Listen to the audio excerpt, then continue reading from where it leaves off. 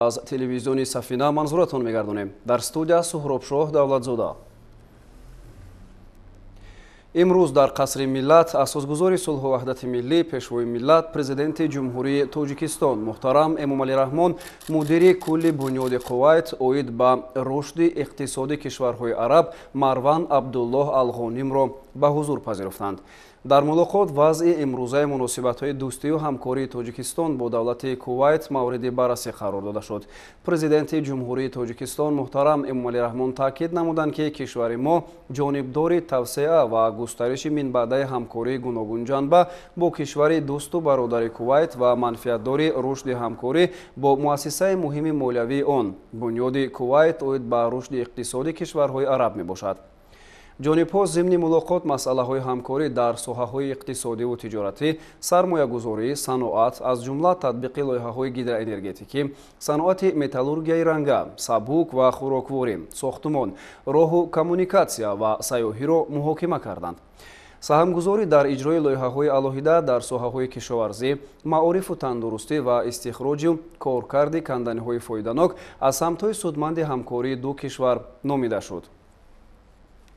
سهم بنیاد کویت اوید به رشد اقتصادی کشورهای عرب در مبلغ‌گذاری یک قطار لایحه‌ها در تاجیکستان از جمله عملی نمودن 5 لایحه در ساحه‌های نقلیات و انرژتیکا که از سال 2001 صورت می‌گیرد نظررس ارزیابی گردید. جهت رشد و گسترش همکاری‌های دستگیری برگزاری فورم‌های صاحبکاران و تاجیکستان و کویت، نمایشگاه محصولات‌های کشاورزی و صنعتی و دیگر چاره‌بینی‌های مشترک ضرور شمرده شد. در ملاقات همچنین دیگر مسائل مورد توجه جانب‌ها محاکمه گردید. بعد از انجام ملاقات با پرزیدنت جمهوری تاجیکستان محترم امامعلی رحمون، مدیر کل بنیاد کویت اوید به رشد اقتصادی کشورهای عرب مروان عبدالله الغانیم نتیجه های این واخوری را به طریق ذیل شرح داد. بسیار خوشحالم که امروز با پرزیدنت جمهوری تاجیکستان جناب عالی محترم امامعلی رحمون ملاقات نمودم و اینچنین پیام و درود صدارت دولت کویت و اینچنین وزیر کارهای خارجی را به محترم جناب عالی رسانیدم و ما صحبت داشتیم با محترم جناب عالی عاید نیروگاه برقی آبی راغون.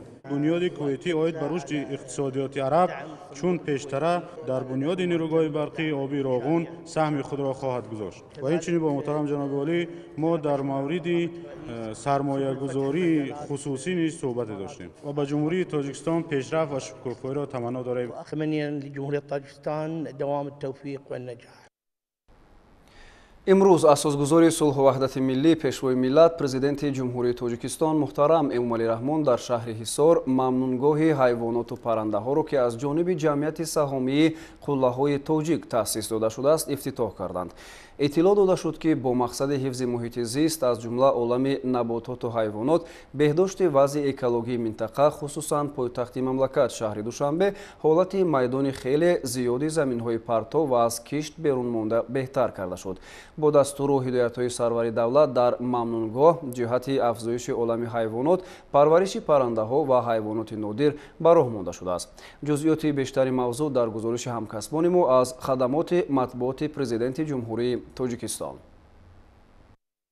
7 دکبر اساسگذار صلح و وحدت ملی، پیشوای ملت، پرزیدنت جمهوری تاجیکستان محترم امامعلی رحمون در شهر حصار ممنوعگاه حیوانات و پرنده ها را که از جانب جمعیت سهامی قله‌های تاجیک تأسیس داده شده است افتتاح کردند. به سرور دولت محترم امامعلی رحمون اطلاع داده شد که با مقصد حفظ محیط زیست از جمله عالم نباتات و حیوانات، بهداشت وضع اکولوژی منطقه خصوصا پایتخت مملکت شهر دوشنبه حالت میدان خیلی زیادی زمین‌های پرتو و از کشت بیرون مانده بهتر کرده شد. در محلی که ممنوعگاه بنیاد گردیده است، صدها گکتار زمین بیکار خوابیده و از حاصل مانده بود. در اینجا جنگلزار نابود شده، حیوانات نادر و پرنده ها تماما وجود نداشتند. اکنون با بنیاد ممنوعگاه نو متخصصان و کارگران فعالیت خود را به مسئله بنیاد جنگل و افزایش حیوانات و نباتات در این موضع روانه می‌کنند. در این رابطه سال 2020 از جانب جمعیت سهامی قله‌های تاجیک در حدود شهر حصار در میدان زیاده از 4000 گکتار زمین که قسم زیادی آن را کوهسار و زمین‌های تل و تپه تشکیل می‌دهد، ممنوعگاه حیوانات و پرنده ها تشکیل گردید. бо дастуру ҳидоятҳои сарвари давлат дар мамнӯъгоҳ ҷиҳати афзоиши олами ҳайвонот, парвариши паррандаҳо ва ҳайвоноти нодир ба роҳ монда шудааст. ёдовар мешавем, ки ҳукумати ҷумҳурии Тоҷикистон дар бораи зиёд намудани саршумори оҳуи холдор, бухороӣ ва мурғи тазарв қарори махсус қабул намуда буд ва ҳоло бо мақсади татбиқи ин қарор то имрӯз дар саросари кишвар барои рушди соҳа, парвариши бештари ҳайвонот ва паррандаҳои нодир ки ба китоби сурхи Тоҷикистон ворид карда шудаанд, тадбирҳои мушаххас амалӣ гардида истодаанд. табиати Тоҷикистон борои татбиқи тадбирҳои қонунгузории ташкилии ҳуқуқи махсус ва шаклҳои ҳудудии ҳифзи табиат муҳофизат карда мешавад, ки яке аз усулҳои самарабахштарини ин ташкили парваришгоҳҳо, мамнӯъгоҳҳо ва паркҳои табиӣ мебошад. дар ин ҷуда аз ҷониби ҷамъияти савоми пӯшидаи қуллаҳои тоҷик парваришгоҳи ҳайвоноту паррандагони нодир дар шаҳри Ҳисор таъсис дода шудааст, ки ин барои ҳифзи нигоҳдорӣ ва афзунгардонии саршумори намудҳои нодир ва дар ҳолати мавшавӣ қарор доштаи олами набототу ҳайвонот, ҳифзи нигоҳдорӣ ва афзунгардонии захираҳои гуногуни биологӣ мусоидат хоҳад кард. Парваришгоҳи табиӣ аслан барои ҳифзи нигоҳдорӣ ва парвариши намудҳои алоҳидаи ҳайвонот пешбинӣ шуда, дар он намудҳои нодир ки ба китоби сурхи ҷумҳурии Тоҷикистон дохил карда шуданд ҳифзу нигоҳ дошта мешаванд. дар ин ҳол дар парваришгоҳи ҳайвоноту паррандагони нодир қуллаҳои тоҷик намудҳои зиёди ҳайвоноти нодир аз қабили бузи кӯҳӣ пармашох, гавазни бухороӣ, оҳуи холдор, оҳуи алтаӣ ҳифзу нигоҳдорӣ ва парвариш карда мешаванд. инчунин паррандагони тазарри тоҷикӣ, мурғи фиръан ва дигар намудҳои он дар ин мавзеъ парвариш карда мешаванд, ки дар ин ҷо шароити табиӣ барои ҳифзи нигоҳдорӣ ва парвариши онҳо шароити мусоид фароҳам оварда шудааст. баъди таъсиси мамнӯъгоҳ дар ин ҷо 150 нафар сокинони мамлакат соҳиби ҷойи кори доимӣ гардиданд. дар ҳудуди мамнӯъгоҳ, ки ҳадаф аз таъсиси он беҳтар намудани муҳити зист ва афзунгардонидани гуногунии биологӣ мебошад, дар нишабиҳои кӯҳ, ҷариҳо, талу теппаҳо ва қитъаҳои заминӣ барои кишти зироатҳои кишоварзӣ мушкил, ниҳолу буттаҳои гуногуни хушсифати маҳаллӣ ва хориҷии мевадиҳанда, ороишӣ, сояафкан ва ҳамешасабз шинонда шудааст. инчунин тухмии аълусифати ба иқлими минтақа мувофиқ, гиёҳҳои гуногуни шифобахш ва дигар растаниҳои ғизоӣ киш гардидааст. дар нишабиҳои кӯҳ ва минтақаҳои душворгузар зиёда аз 400 000 бех ниҳолҳои гуногуни мевадиҳанда, сояафкан, ороишӣ ва гулҳо шинонда шудааст. ҳамзамон бо ин дар ин минтақа зиёда аз 1 миллион бех ниҳоли пистаи маҳаллӣ шинонда шудааст, ки ин тадбир дар таърихи кишвар бесобиқа мебошад. дар ҳудуди мамнӯъгоҳ инчунин дар майдони 13 гектар парваришгоҳи ниҳол бунёд гардидааст, ки ҳоло дар он мутахассисони маҳаллӣ фаъолият доранд. ниҳолҳои дар ин ҷо омодашуда ба ташкили ҷангал дар парваришгоҳ ва бунёди боғҳо дар саросари кишвар нигаронда шудааст. дар шаҳри Ҳисор як парваришгоҳ бо фароҳам овардани як доираи талаботҳои экологӣ таъсис дода шуд ва дар баробари ҷойгир намудани олами набототу ҳайвонот дар ин ҷо ҳамчунон ниҳолҳои зиёда аз 400 000 бех ниҳолҳои ороишӣ, сояафкан ва гулу буттаҳо шинонда шудааст. албатта ҳамагон медонанд, ки дар ҳақиқат таъсис додани як парваришгоҳ дар минтақаҳои Тоҷикистон як мутобиқ ба ҳамон талаботҳое ки пешниҳод карда мешавад мувофиқ аст, зеро ки медонед, ки зисти олами вуҳуш, яъне олами паррандагону ҳайвонот дар талу теппаҳо мувофиқтар аст, ба мақсад мувофиқ аст.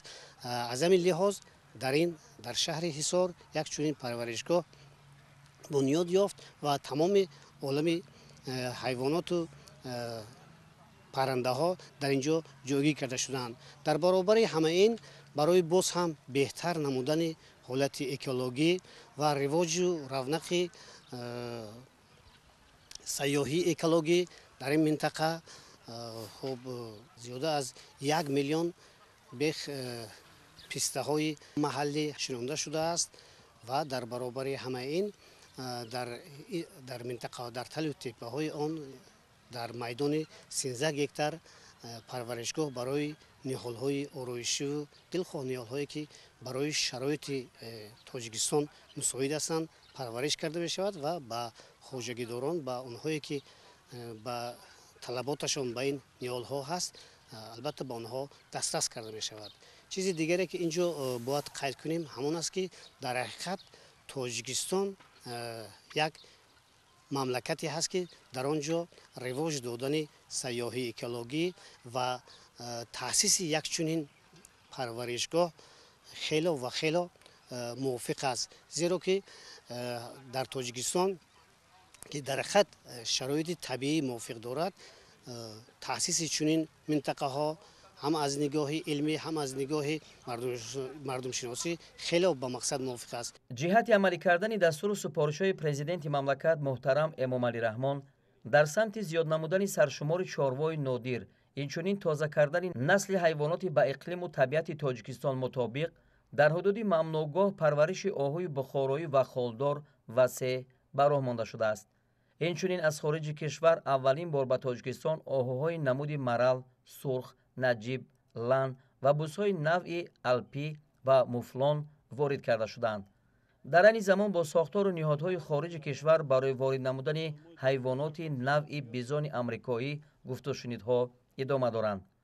در ممنوعگاه مذکور قریب 22,000 سر حیوانات و پرنده‌های گوناگون موجودند که قسمی از آنها محلی و قسم دیگرشان از دولت‌های روسیه، پولشا، فرانسه، بلاروس و دیگر کشورهای اروپا وارد کرده شدند.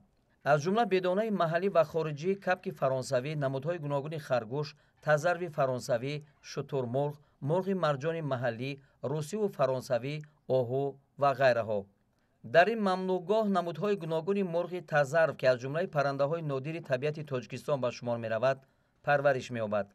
با مقصد منتظم زیاد نمودن سرشمار پرنده‌ها بینای اینکوباسیونی که با تمام شرایط و تجهیزات ضروری مجهز میباشد ساخته به استفاده داده شده است.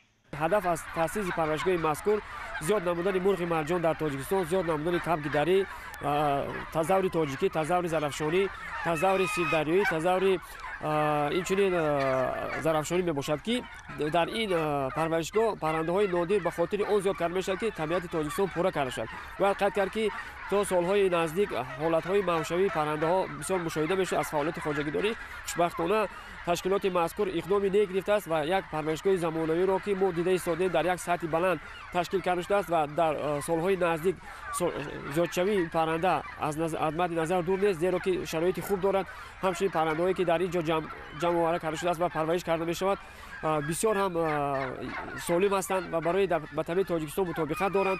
و باید قید کرد که مرغ مرجانی که ما دیده ایستادیم یا که فزنی که ما در این منطقه دیده ایستادیم یا که کبک‌های دری که در این منطقه دیده ایستادیم، این یکی از پرنده‌های هستند که در طبیعت تاجیکستان یعنی اثرهای اصل است که محیط طبیعی خاص را انتخاب کردند و با نظر داشت که اون که پرورشگاه مذکور هدف اساسی و زیاد کردن پرنده‌های نادر است و معرفی نمودن پرنده‌های نادر در جهان است، همچنین برای رشد سیاحی بیشتر هدفمند میباشد. ما می‌دانیم که بسیار پرنده‌شناسان جهان با خاطر دیدن پرنده مرغ مرجان، پرنده زرافشانی، پرنده خود تزور تاجیکی، تزور سیردریایی، کبک دری و کبک بیابانی و دیگر نمودهای پرنده‌ای که در تاجیکستان یک قالب طبیعت تاجیکستان را معرفی می‌کنند، در این پرورشگاه برای سیاحان بیشتر یک مواد سیاحی میباشند. همچنین در این موضع 4 حوض ماهی پروری ساخته به استفاده داده شده. در آنها زیاده از 43,000 سر ماهی استعمالی نوع‌های گوناگون پرورش می‌یابد.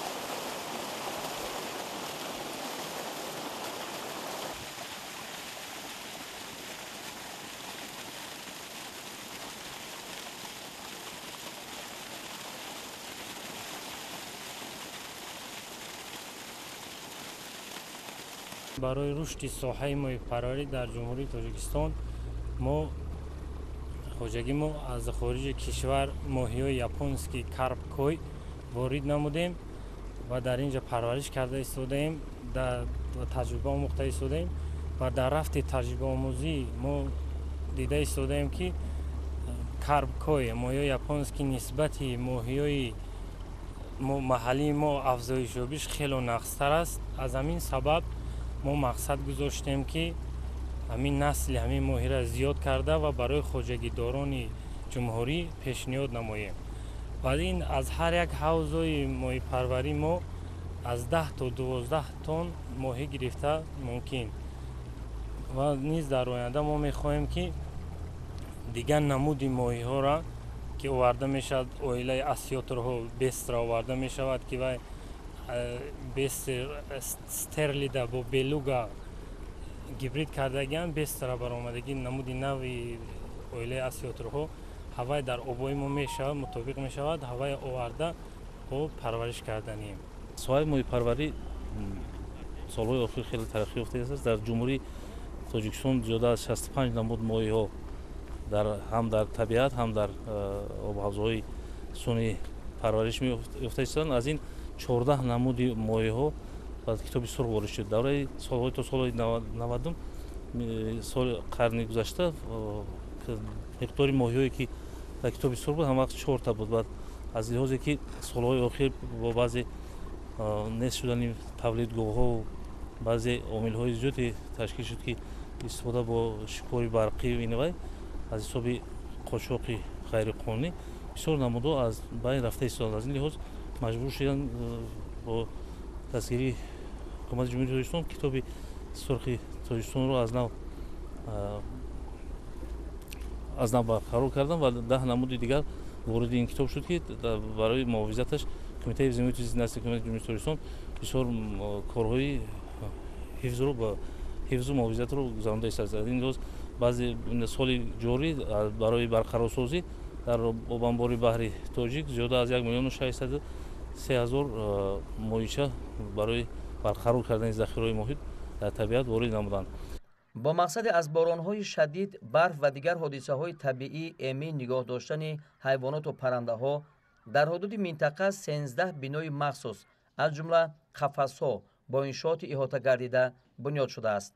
عین حال در قفس‌های ممنوعگاه حیوانات و پرنده‌های جمعیت سهامی قله‌های تاجیک، کبک‌ها، نمادهای مختلف خرگوش، تزر، شترمرغ، مرغ‌های مرجان و آهوهای گوناگون در کرانتین نگاه داشته شده.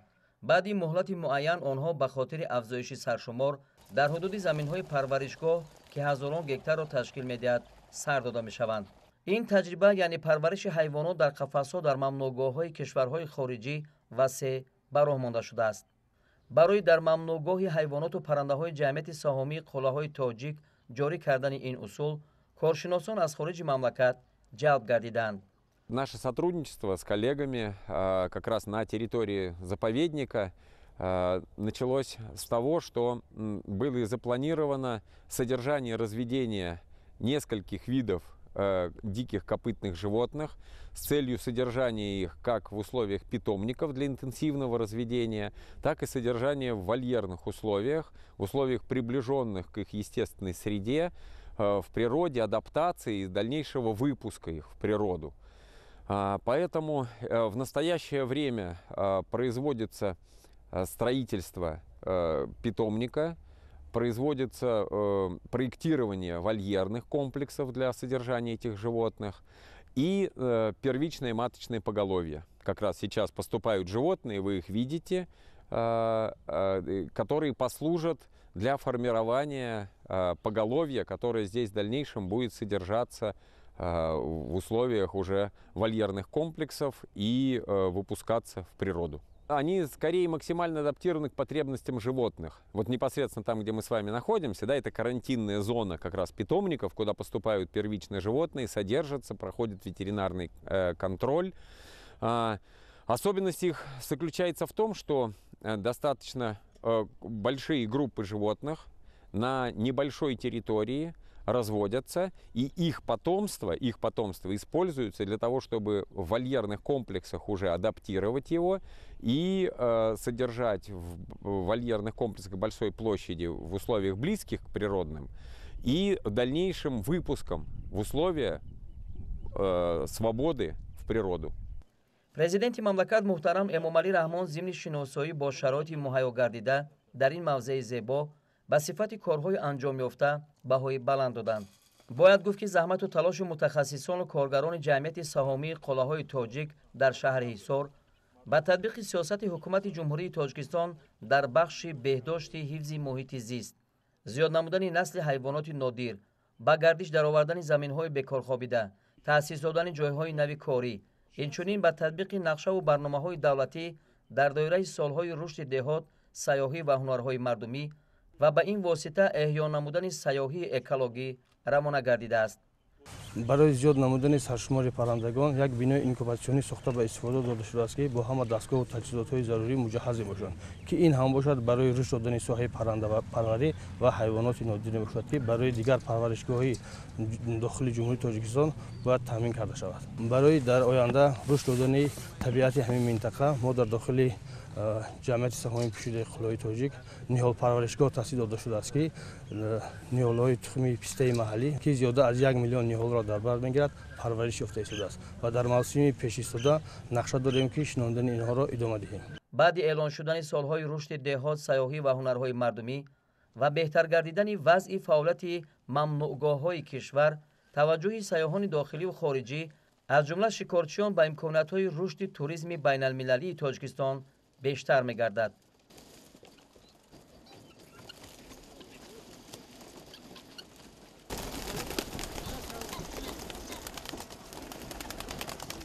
به خاطر رشد میانبعدی بخش پرنده پروری، امروز در حدود پرورشگاه از جانب پرزیدنت مملکت محترم امامعلی رحمان شماره زیادی پرنده‌های نادر سر داده شد.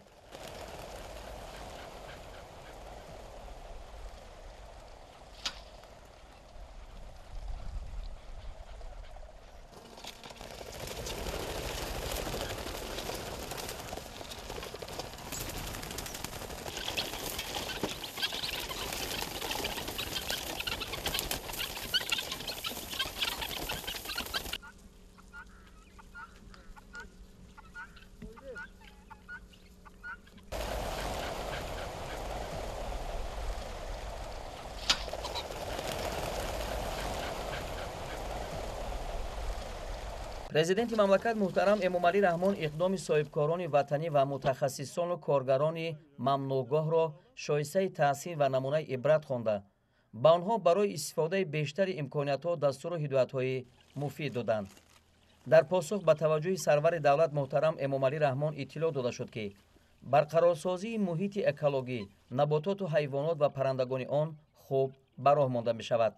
بنیاد ممنوعگاه برای اقتصاد کشور از بسیار جهت مفید و ثمره بخش است.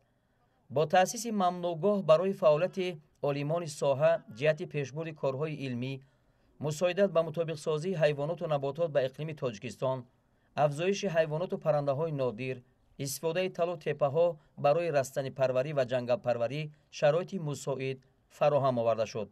مقصد ما از آن عبارت است که ما در همین موضعی که گفتم از کوه و کوهپرهای عبارت است، ما همین درختان جنگلی را که جنگلی مقیمی خودمون را باید که ما پرورش کنیم و جنگل ها را از همین درختان و بوته‌های که در محل‌های گوناگون تاجیکستان میرویند ما پرورش کنیم. فکر میکنم که اگر ما به همین مقصد نائل شویم میتونیم که در همین موضع آینده حیوان‌های وحشی هم محلی و هم از بیرون از خارج آورده رو سر دهیم و اینجا همچون یک موضعی سیاحت و همچون توریسم و فکر میکنم بسیار جای آباد می شود و برای مردم یک فایده آور جا می شود. جنگل ها در آینده همچون خوراکی سرغذا برای پرنده ها، برای حیوان ها شده می توانند. قابل ذکر است که تشبسکاران و متخصصان و کارگران ممنوعگاه به مسئله کارهای آبادانی و سازندگی اهمیت مخصوص می‌دهند. نتیجه همین است که اطراف پرورشگاه آباد و زیبا گردیده 20 کیلومتر راه‌های محلی اسفالت پوش کرده شدند. اینچنین جهتی با آب با صفت نوشاکی تامین نمودن ساکنان محله‌های نزدیک پرورشگاه 3 استانسیه آب تامین کنی بنیاد گردیده است. باید گفت که در کشور حالا شماره زیادی ممنوعگاه‌ها و خواجگی‌های جنگل فعالیت دارند. هدف از تأسیس این خواجگی‌ها و ممنوعگاه‌ها حفظ عالم حیوانات و نباتات و افزایش دادن آنها میباشد. فعالیت خواجگی‌های جنگل و ممنوعگاه‌ها بر رشد سیاحی اکولوژی و جلب هرچی بیشتر سیاحان داخلی و خارجی مساعدت می‌نماید.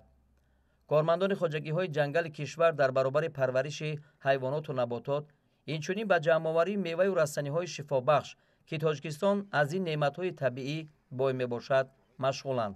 танҳо дар водии ҳисор ки ба маркази пойтахт шаҳри душанбе наздик ҷойгир аст, хоҷагиҳои ҷангал бо саршумори зиёди ҳайвоноти нодир ва паррандаҳо фаъолият доранд. ин барои рушди сайёҳии экологӣ ва ҷалби сайёҳону меҳмонони пойтахт ба мамнуъгоҳҳо мусоид мебошад. муассисаи давлатии хоҷагии ҷангали шаҳри ҳисор соли 93 ташкил шудааст ва аз 3 минтақаи ҷангалпарварӣ алмосӣ, шарра ва чанор иборат буда, дар онҳо 10 нафар бо кори доимӣ машғул мебошанд. заминҳои фонди давлатии ҷангал 1994 гектарро ташкил медиҳанд. дар хоҷагии ҷангали шаҳри ҳисор намудҳои гуногуни ниҳолҳо аз ҷумла арчаи зарафшонӣ, фарк, заранг, бодоми талхдона, себи кӯҳӣ, дулона ва дигар намудҳои ниҳолҳо мерӯянд. ҳамчунин дар ин ҷо намудҳои мухталифи ҳайвоноти ваҳшӣ аз қабили хирс, гург, рӯбо, ҷайра ва дигар ҳайвоноту паррандаҳо сукунат доранд. муассисаи давлатии хоҷагии ҷангали ноҳияи Шаҳринав соли 1947 таъсис ёфтааст. муассиса аз 2 минтақаи ҷангалпарварӣ, селбурсой ва регар иборат буда, дар онҳо 30 нафар фаъолият доранд. масоҳати замини хоҷагии ҷангали Шаҳринав 1019 гектарро ташкил медиҳад. дар ин хоҷагӣ мурғи ҳилол, капк, мурғобӣ, тазар ва дигар намудҳои ҳайвоноту паррандаҳо мавҷуданд. мо ҳамеша барои ҳифз, муҳофизат ки ҷангалдон сару кӯшиш намуда истодаем.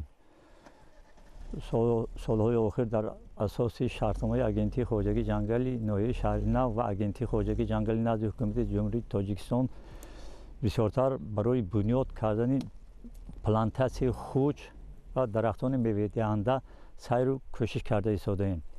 ҳамасола дар муассисаи хоҷагӣ зиёда аз 5-10 ҳазор ниҳолҳо, қаламча ва тухмиҳо кишӣ карда мешавад ки барои дар оянда зиёд намудани ҷангалзорҳои нав сайру кӯшиш карда истодаем. муассисаи давлатии хоҷагии ҷангали қаратоғи шаҳри Турсунзода соли 1988 ташкил шуда, шумораи коргарони он 30 нафар мебошад. заминҳои фонди давлатии ҷангали шаҳри Турсунзода 456 000 гектарро ташкил дода, аз 3 то 5% ҷангалпӯш мебошанд.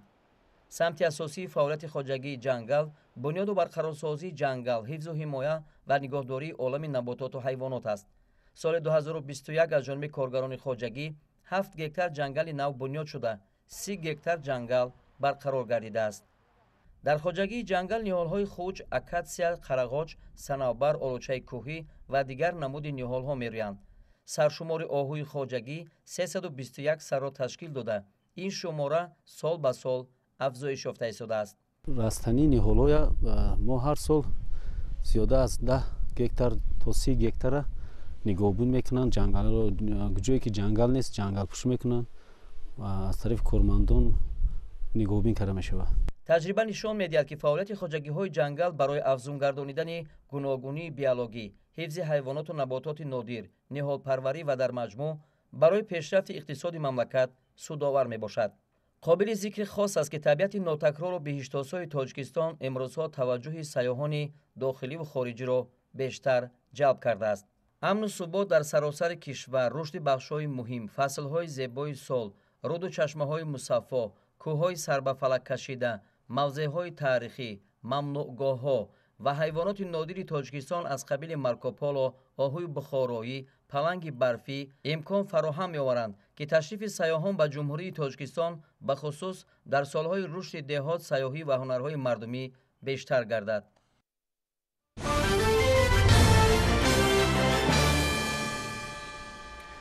давоми солҳои охир дар шаҳри ҳисор бо фароҳам овардани шароити мусоид аз қабили бунёди инфраструктури зарурӣ ба монанди меҳмонхонаю хостелҳо, ошхонаю тарабхонаҳо, осоишгоҳҳои замонавӣ, мамнуъгоҳҳои ҳайвоноту паррандагони нодир ва ҳавзҳои моҳипарварӣ соҳаи сайёҳӣ рушд кард. дар давоми 3 соли охир дар шаҳр зиёда аз 30 иншооти соҳаи сайёҳӣ сохта ба истифода дода шудааст.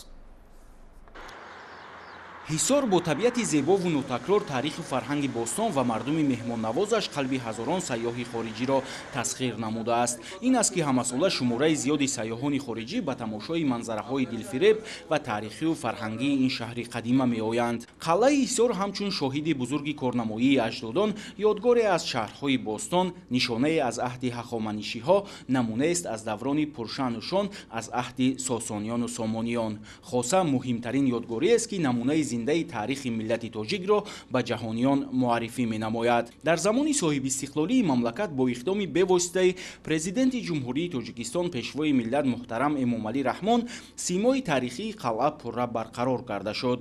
Сайёҳони дохилию хориҷӣ зимни ташриф на танҳо бо деворҳои қалъаи ҳисор, балки бо арк ва майдонҳои он хона ва майдони машқи сарбозон шинос мешаванд. онҳо ҳамчунин аз нигораҳои осорхонаи таърихии водии ҳисор дидан карда, аз дукони ҳунармандон армуғонҳои гуногунро дастрас мекунанд. дар ҳақиқат мамнӯъгоҳ ҷоест ки сайёҳон аз ин ҷо дидан карда аз таърихи пурғановати халқи тоҷик огоҳ мешаванд.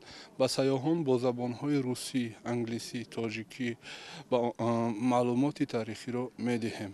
шаҳри бостонии ҳисор яке аз шаҳрҳои шоҳроҳи бузурги абрешим буд ва дар гузашта ин шаҳр ҳамчун шаҳри транзитӣ байни чину форс вуҷуд дошт. аз шаҳри бостонии ҳисор то мо омада расидааст қалъаи бостонии ҳисор, ки дар навбати хеш аз се қисм иборат аст. баландтарин қисматаш ҷои ҳоким, яъне дар он ҷо қароргоҳи ҳоким буд. қисмати дуюмаш уштурхона ва қисмати сеюмаш аскархона. дар даврони истиқлолият корҳои зиёде ба анҷом расонида шуданд.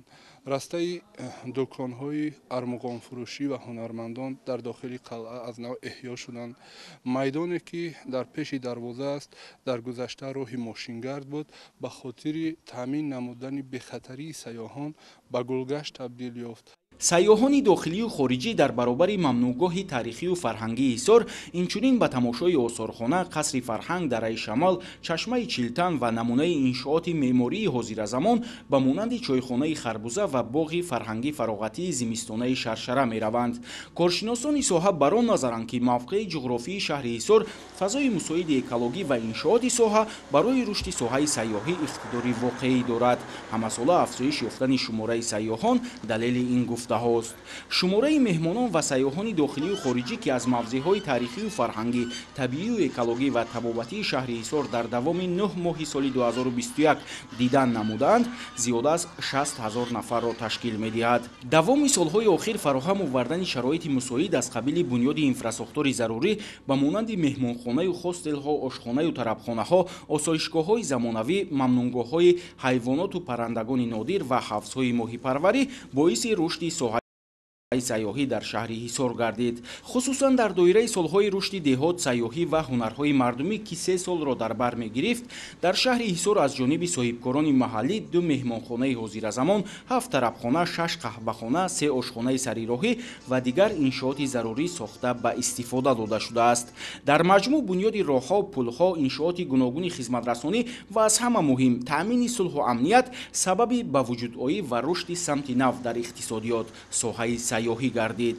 16 бустонсарои дигар дар мавзеи шамал, яъне дар қаторкӯҳҳои шаҳри ҳисор мебошад, ки дар сатҳи зарурӣ метавонад ки меҳмононро қабул намояд. таи чанд соли охир инфраструктури шаҳри ҳисор хеле хуб шуд, яъне сохтани роҳҳо, тармим кардани роҳҳо, сохтани меҳмонхонаҳо, тарабхонаҳо боиси зиёд шудани меҳмонон шуд.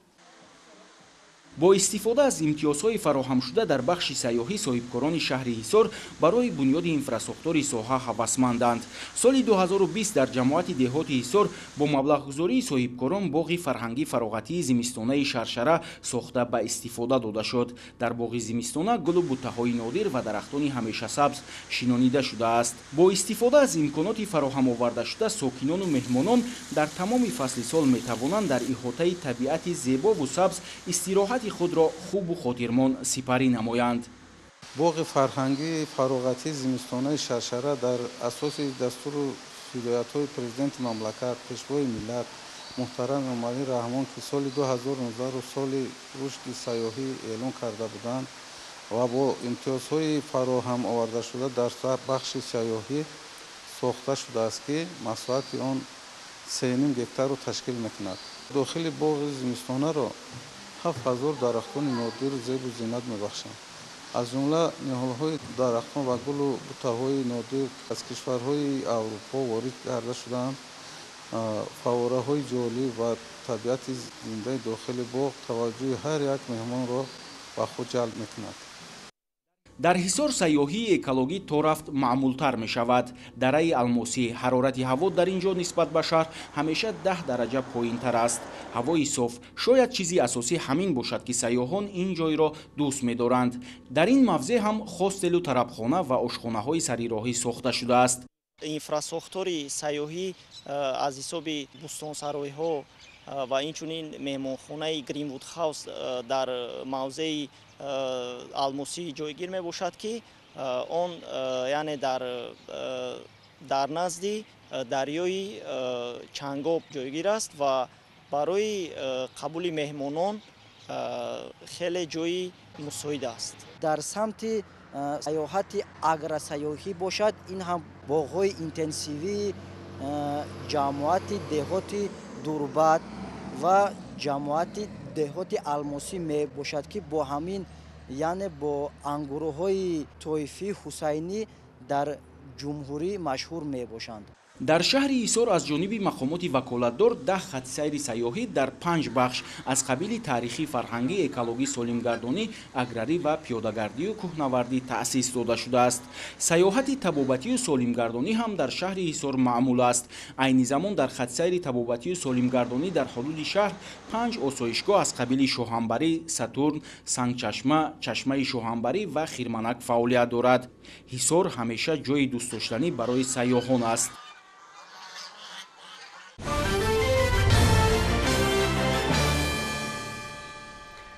имрӯз дар кохи суруши шаҳри душанбе маросими ифтитоҳи расмии фестивали байналмилалии эҷодиёти бадеии кӯдакон ва наврасони кишварҳои узви иттиҳоди давлатҳои мустақил шукуфаҳои пойтахт баргузор гардид.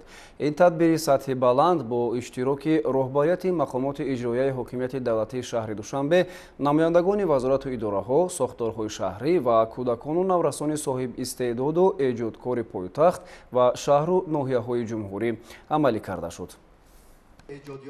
чорабиниро муовини раиси шаҳри душанбе маъсума муинӣ бо сухани ифтитоҳӣ оғоз намуда ба иштирокдорони фестивал паёми шодбошии раиси шаҳри душанбе муҳтарам Рустами Эмомалиро ироа намуд.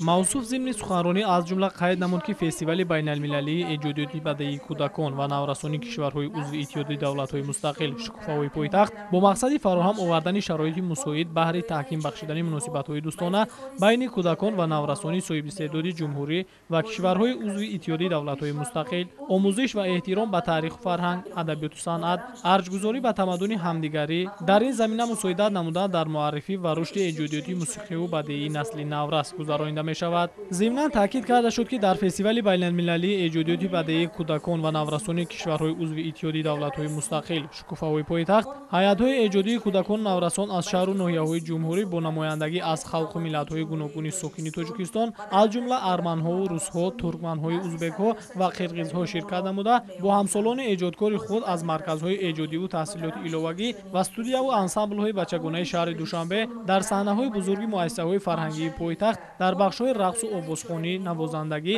ва хониши бадеӣ ҳунарнамоӣ хоҳанд кард. мақсад аз баргузор намудани фестивал дарёфти чеҳраҳои истеъдодҳои нав байни кӯдакон ва наврасон амалӣ мегардад.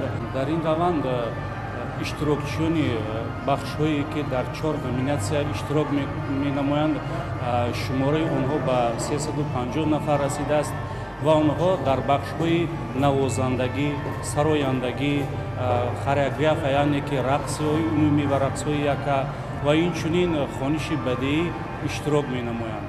ва мо тасмим гирифтем ки аз иштирокчиёни озмуни шукуфаҳои пойтахт концерти сайёр ташкил кунем. дар идома барои ширкаткунандагони чорабинӣ барномаи идонаи фарҳангӣ пешниҳод карда шуд. Фестивали байналмилалӣ тавонист 350 нафар кӯдакони наврасони эҷодкору соҳиби истеъдоди кишварро дар пойтахти фарҳангии иттиҳоди давлатҳои мустақил шаҳри Душанбе сарҷам орад. тибқи барномаи фестивал ки 5 рӯз аз 6 то 10 декабри соли ҷориро дар бар мегирад, иштирокдорони он дар баробари ширкат дар бахшҳои интихобии фестивал ки дар муассисаи давлатии маркази кӯдакон ва наврасонӣ назди сароясоти маорифи шаҳри Душанбе баргузор мегардад, инчунин аз боғҳои истироҳативу фароғатӣ, осорхонаҳо ва дигар муассисаҳои фарҳангиву таълимии пойтахт дидан менамоянд. қобил ба зикр аст ки фестивали байналмилалии эҷодиёти бадеии кӯдакон ва наврасони кишварҳои узви иттиҳоди давлатҳои мустақил шукуфаҳои пойтахт ҳамоиши байналмилалии эҷодиёти бадеии кӯдакону наврасон буда, он бо дастгирии бевоситаи раиси шаҳри Душанбе муҳтарам Рустами Эмомалӣ дар доираи нақшаи чорабиниҳои татбиқи барномаи байнидавлатии иттиҳоди давлатҳои мустақил Душанбе пойтахти фарҳангии иттиҳод 2021 гузаронида мешавад.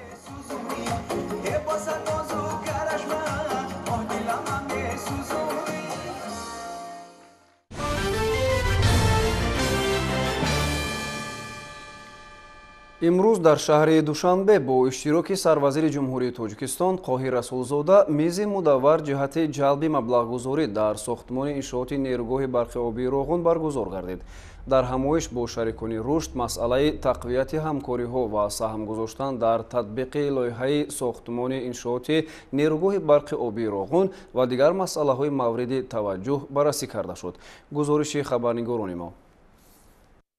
дар кори мизи мудаввар ҷиҳати ҷалби маблағгузорӣ дар сохтмони иншооти нерӯгоҳи барқи обии Роғун намояндагони наздики 30 ташкилоту фондҳои байналмилалӣ иштирок намуданд. ҳукумати ҷумҳурии Тоҷикистон барои таъмини рушди босуботи мамлакат ва таҳкими истиқлолияти энергетикиро бо истифода аз истеҳсоли энергияи аз ҷиҳати экологии тоза яке аз самтҳои муҳимтарину афзалиятноки сиёсати иқтисодию энергетикӣ қарор додааст. дар ҳамоиш сарвазири ҷумҳурии Тоҷикистон Қоҳир Расулзода таъкид намуд ки имрӯз зиёда аз 80% нерӯи барқ дар минтақаи Осиёи марказӣ тавассути истифодаи захираҳои карбогидридӣ истеҳсол карда мешавад ва дар натиҷа ҳамасола ба атмосфера садҳо миллион тонн газҳои гулхонаӣ хориҷ мегардад.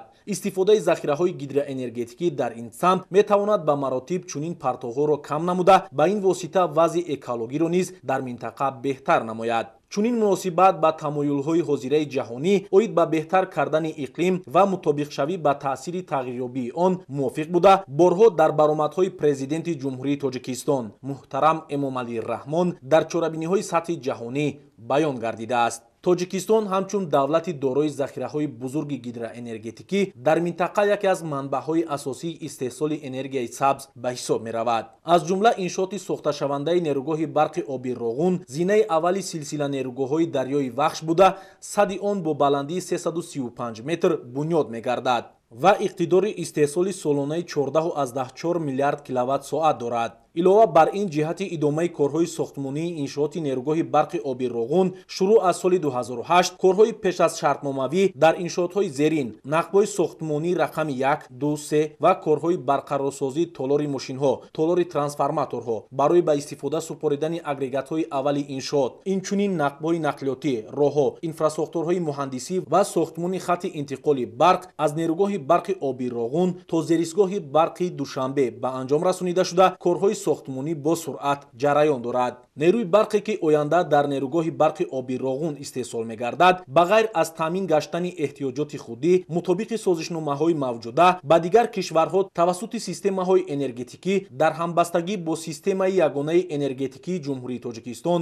содирот карда мешавад. дар ҳамоиш ноиби президенти Бонки ҷаҳонӣ мудири кулли бунёди Кувайт оид ба рушди иқтисодии кишварҳои араб, муовини директори генералии Иттиҳоди Аврупо оид ба масъалаҳои байналмилалӣ, ноиби президенти Бонки Осиёии сармоягузории инфрасохторӣ, директори минтақавии Бонки Исломии рушд, директори минтақавии Бонки Аврупоӣ ва таҷдид, роҳбари намояндагии барномаи рушди Британияи Кабир ва дигарон баромад намуда ба анҷом расонидани сохтмони нерӯгоҳи барқи обии Роғунро аз лиҳози стратегӣ, иқтисодӣ, экологӣ ва кам кардани газҳои гулхонаӣ муҳиму мусбат арзҷобӣ намуданд. This important event. I had the pleasure and honor to visit the Ragun Dam yesterday, seeing the infrastructure progress and see the level and the volume of the project. We wish this project will be a success and it will help the country to cement its capacity in electricity and also move into green economy and decarbonize the industry. мавриди зикр аст ки иқтисодиёти ҷаҳон бо сабаби паҳншавии бемории сироятии COVID-19 дар давоми 2 соли охир ба мушкилиҳои ҷиддӣ рӯбарӯ гардидааст ки ин албатта ба иқтисодиёти ҷумҳурии Тоҷикистон ҳам таъсири бевоситаи манфии худро расонида истодааст. бо назардошти омилҳои мазкур барои ҳукумати ҷумҳурии Тоҷикистон ҷиҳати ба анҷом расонидани корҳои сохтмонии лоиҳаи иншооти нерӯгоҳи барқи оби Роғун аз ҳисоби буҷети давлатии Тоҷикистон бе дастгирӣ ва кӯмакҳои шарикони рушд ва бонкҳои сармоягузор муҳлатҳои дарозро талаб менамояд.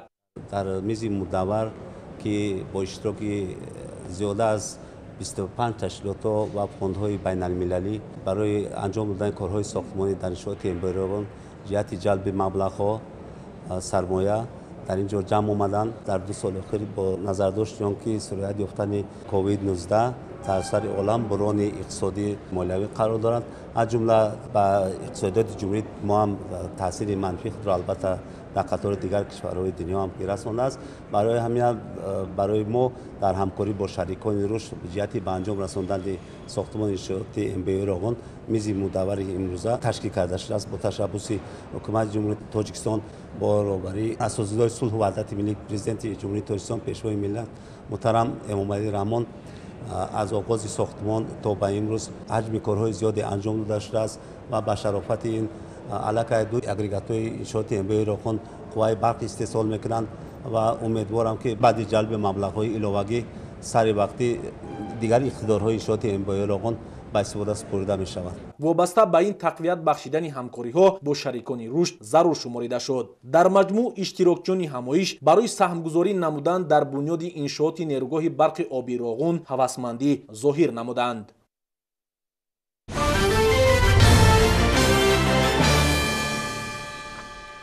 ҳамасола дар ҷаҳон 10 декабр рӯзи ҳуқуқи инсон таҷлил карда мешавад. ба ин муносибат дар факултаи ҳуқуқшиносии донишгоҳи миллии Тоҷикистон бо иштироки роҳбарияти донишгоҳу кормандони сохторҳои давлатӣ ва донишмандони бахши ҳуқуқ конференсияи ҷумҳуриявӣ илмию назариявӣ баргузор гардид.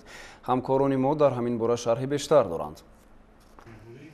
чорабинии мазкур бо ташаббуси кафедраи ҳуқуқи инсон ва ҳуқуқшиносии муқоисавии факултати ҳуқуқшиносии донишгоҳи миллии Тоҷикистон доир карда шуд. ректори донишгоҳи миллии Тоҷикистон Хушвақтзода Қобилҷон зимни ироаи сухани ибтидоии хеш ҳозиринро ба муносибати рӯзи ҳуқуқи инсон табрику шодбош намуда иброз дошт ки баргузории чунин чорабиниҳои сатҳи баланди илмӣ дар инкишофи низоми ҳуқуқии кишвар ва боло бурдани маърифати ҳуқуқии аҳолӣ нақши боризи худро мегузорад. мавсуф нақш ва мавқеи миллати тоҷикро дар масири таърих дар роҳи шинохти ҳуқуқи инсон ва эҳтиром гузоштан ба он бисёр баланд арзёбӣ намуд. зикр гардид ки эъломияи куруши кабир бори нахуст ҳуқуқҳои инсонро дар таърихи башарият муайян намуда минбаъд баҳри қабул намудани санадҳои дигар дар самти ҳуқуқи инсон заминаи асосиро гузоштааст. сипас декани факултати ҳуқуқшиносии донишгоҳи миллии Тоҷикистон Раҳмон Дилшод Сафарбек нақш ва мавқеи эъломияи умумии ҳуқуқи башарро дар инкишофи қонунгузории байналмилалӣ ва миллӣ дар самти ҳуқуқи инсон баланд арзёбӣ намуд. мавсуф зимни ироаи сухани шодбошӣ қайд кард ки ҷумҳурии Тоҷикистон дар самти ҳуқуқи инсон ба дастовардҳои беназир ноил гардидааст ки дар ин кор саҳми асосгузори сулҳу ваҳдати миллӣ пешвои миллат президенти ҷумҳурии Тоҷикистон муҳтарам Эмомалӣ Раҳмон хеле бузург аст. таъсиси мақомоти ваколатдор оид ба ҳуқуқи инсон, ваколатдор оид ба ҳуқуқи кӯдак ва дигар сохторҳое ки бевосита ба ҳуқуқи инсон сару кор доранд самараи ташаббусҳои пешвои миллат дар бахши таҳкими мақому манзалати инсон ва ҳуқуқу озодиҳои ҳар фард мебошанд. дар масири таърих миллати тоҷик борҳо санадҳои меъёрии ҳуқуқӣ қабул намудааст ки дар онҳо ҳуқуқ ва озодиҳои инсон ва шаҳрванд таҷассум гардиданд. махсусан соли 539 пеш аз миллод эъломияи куруши кабир қабул гардид ки дар он ҳуқуқу озодиҳои аввалиндараҷаи инсон ва шаҳрванд ба мисли ҳуқуқ ба озодӣ, ҳуқуқ ба озодии дину мазҳаб, ҳуқуқ ба интихоби ҷои зист, ҳуқуқ ба манзил, ҳуқуқ ба моликият, манъи шиканҷа, манъи ғуломӣ ва даҳҳо ҳуқуқҳои бунёдии инсон ва шаҳрванд таҷассум гардиданд. маҳз бо дар назардошти ба инобат гирифтани ҳамин унсурҳои муҳими ҳуқуқи инсон ки гузаштагон ба мо мирос гузоштаанд, дар дебочаи конститутсия мо халқи Тоҷикистон ҳуқуқ ва озодиҳои инсон ва шаҳрвандро арзиши муқаддас эътироф намудем ва мин баъд боби дуюми конститутсия ҳуқуқ озодӣ ва вазифаҳои асосии инсон ва шаҳрванд ном гирифт ки он фарогирандаи 34 модда мебошад. яъне имрӯз дар ҷумҳурии тоҷикистон ҳуқуқ озодиҳои шахсӣ, сиёсӣ, иқтисодӣ, иҷтимоӣ ва фарҳангии инсон ва шаҳрванд дар шакли пурра таҷассуми ҳуқуқии худро пайдо намудаанд. конференсия кори худро дар 3 бахш баромонда, дар он зиёда аз 60 маъруза бо забонҳои тоҷикӣ ва русӣ дар шакли бевосита ва ғоибона пешниҳод гардиданд. маърузаҳои мавриди баррасӣ қарор гирифта фарогирии масъалаҳои мубрами назария ва таърихи давлат ва ҳуқуқ, ҳуқуқи инсон ва ҳуқуқшиносии муқоисавӣ, ҳуқуқи байналмилалӣ, ҳуқуқи конститутсионӣ, гражданӣ, ҷиноятӣ, маъмурӣ, механизмҳои миллӣ ва байналмилалии ҳимояи ҳуқуқи инсон буданд. изҳори умед карда шуд ки конференсияи мазкур дар баланд бардоштани сатҳи донишҳои ҳуқуқии мутахассисони соҳа, инкишофи соҳаҳои гуногуни ҳуқуқ ва таҳкими қонунгузории ҷумҳурии тоҷикистон дар самти ҳуқуқу озодиҳои инсон ва шаҳрванд нақши арзандаи худро хоҳад гузошт. иштирокчиён таъкид доштанд ки новобаста аз гуногунии миллату халқиятҳо, дину мазҳаб, ранги пӯст ва дигар аломатҳои иҷтимоӣ, миллати ягона, дину мазҳаби ягона сокинони сайёраро ба ҳам мепайванданд ки он ҳуқуқи инсон аст.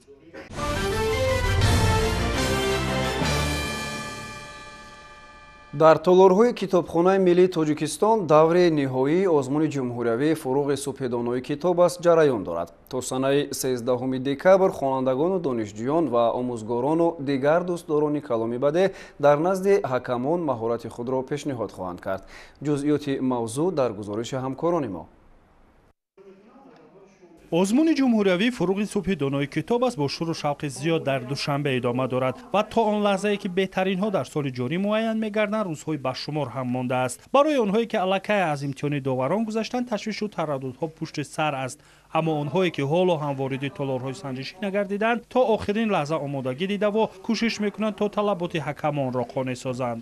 воқеан ҳам доварон хело ҳам суолҳое доданд аз адибони муосир классик ва хушбахт аз он ҳастам ки ягон суоли онҳоро беҷавоб намондам ва ҳамон таърифу тавсифи ҳакамон ва махсусан сухани онҳо ки воқеан ҳам ҷавобҳои ман қонеъкунанда буданд, ин ба ман рӯҳу илҳоми тозае бахшид. сабқати даври ниҳоии озмуни ҷумҳуриявии фуруғи субҳи донои китоб аст миёни 510 нафар иштирокчӣ аз саросари тоҷикистон идома дорад ва ин шумора аз миёни 305495 нафар иштирокчӣ даври аввал интихоб гардиданд. ба иттилои масъулин ҳамин гуна ҳамасола шумора иштирокчиён зиёд гардида истодааст. дар ин баробар китобхонаҳо ҳам соҳиби хонанда гардидаву сар аз шогирдони муассисаҳои таълимӣ то кормандони касбу кори гуногун ва нафарони дар нафақа буда ҳам ба китобхона мераванд то тавонанд дар фуруғи субҳи донои китоб аст иштирок кунанд. ҳамчунин иштирокчии озмуни ҷумҳуриявии фуруғи субҳи донои китоб аст аз рӯи номинатсияи хондан ва зиёд кардани ашъори бачагона. тибқи ин низомнома ман аз рӯи ин номинатсия зиёда аз 468 адади осори насриро аз худ намудам ва зиёда аз 13978 байт аз осори назмиро аз худ намудам. имсол на танҳо шумора иштирокчиён балки маблағгузори озмун ҳам зиёд гардид. аз ҳисоби маблағҳои фонди захиравии президенти ҷумҳурии тоҷикистон 2 миллиону 835 ҳазор сомонӣ ҷудо карда шуд ки нисбат ба солҳои якуму дуюм 3 маротиба зиёд мебошад. ҳамчунин ин навбат омӯзгороне ки шогирдони онҳо дар даври чоруми озмун сазовори ҷойҳои якум мегарданд бо нишони ифтихорӣ аълочаи маориф ва илми тоҷикистон ва аълочаи фарҳанги ҷумҳурии тоҷикистон сарфароз гардонида мешаванд.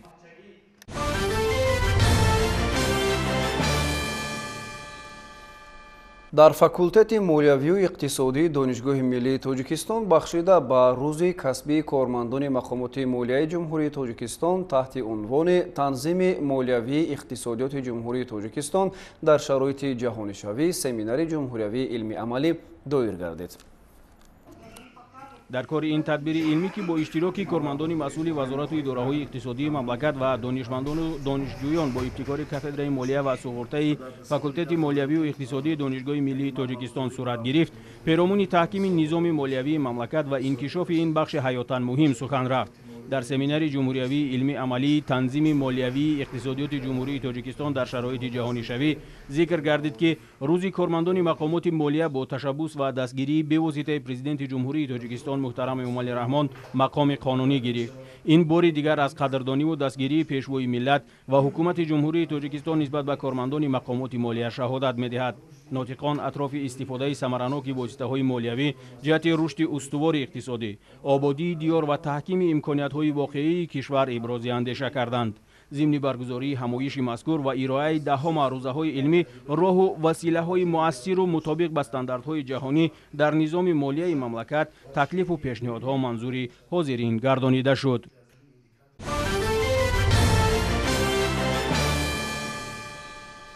بینندگان عزیز، همین گونه بودن خبرهای نشر جنبسته برنامه اطلاعاتی نوید. همینجا برنامه‌مان به انجام میرسد، ولی برنامه‌های دیگری تلویزیونی سفینه ادامه دارند. در ادامه شب برایتان استراحت خوب و خوش را تمنا می‌کنیم. خیر.